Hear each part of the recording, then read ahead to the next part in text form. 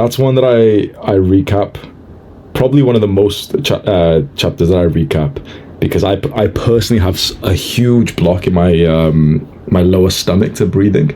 So as you go about this yourself, and maybe it's for everyone else, as you meditate, maybe not normal meditation, right? So normal meditation, we follow the apps, Calm and Medito, and pretty much all we're just doing is being mindful of the breath. And that's a fantastic skill. So the point of normal meditation is for presence, for focus. So the more we meditate, the better we're able to stay focused, and the less thoughts that we'll get, and the more that we'll be able to come back to the task at hand and have like less mind wandering. With this kind of practice, I found it feels to me in some ways more powerful for life, instead of just a particular task that we want to focus in. And I find this one, I'll be totally honest, I still feel like a total beginner in this one, even though I read this book, over a year ago, and I've reread this chapter so many times. But I'll catch myself, maybe I'm not a beginner because I have this, but I catch myself at least 10 times a day, and I'll realize that like my breath comes down to about here, and it just stops. And I have to like consciously, I look kind of fat right now, but like I have to consciously do this. Look, I have to like, I'll breathe like this, and then I'll realize like, oh fuck, like my belly's not even moving, and so I'll have to consciously almost like unlock it there. And now it's unlocked. So what he was saying is, we want to breathe almost like you're not even scared of looking fat.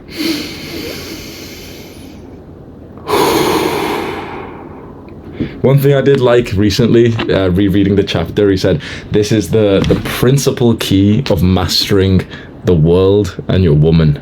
So I think this goes like far above what I understand right now. Like my understanding is literally just the physical, okay, try and bring the air to the lower belly. But I'm certainly not even close to being a master there. What have you learned from it so far? A few tips I can give you. I find that it's fantastic to try and stay aware day to day, and have these moments of like, oh fuck, I'm holding my belly, and then you're almost like consciously learning like how to actually bring your breath down. So if anyone doesn't really understand what we're saying here is, if you're not very like, if you don't think about the way that you breathe through the day, it might be quite a high likelihood that you're breathing in quite a shallow way, that the author of this book, The Way of the Superior Man, that he says will undermine your power in the world and with your woman.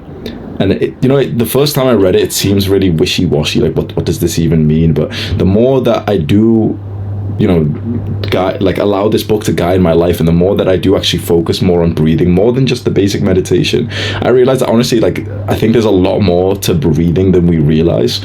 And this comes in with, I think, something that's close to all of our hearts, which is like how the modern day has fucked us up. So there's a couple of good books on this, which, the air pollution, the food that we eat, all of this random stuff has caused us to breathe in such a shallow way that most people actually breathe from their chest. So we can say let's go through a few levels, right?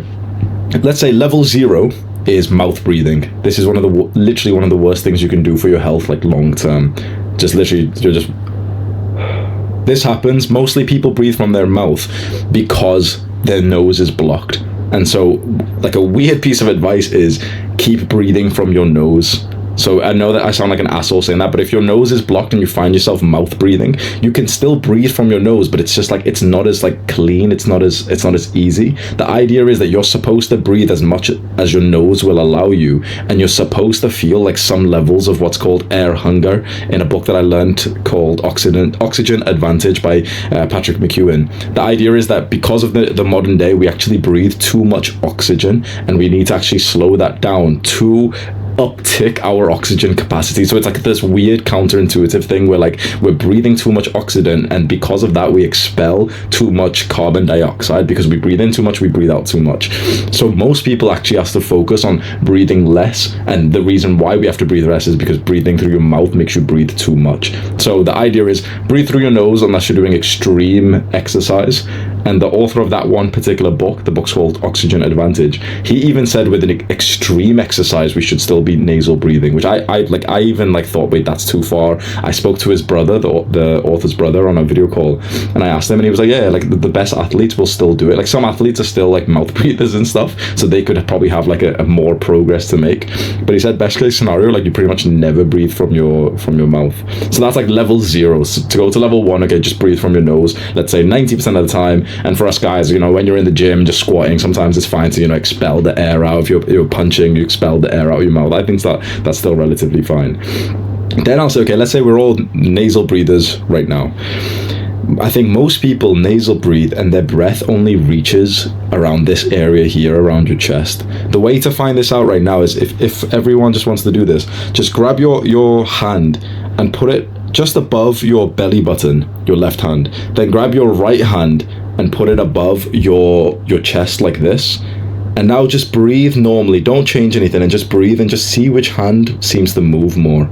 Ideally, what's supposed to happen is the left hand, like the bottom hand on your stomach, that moves quite a lot first, and then maybe the right one moves.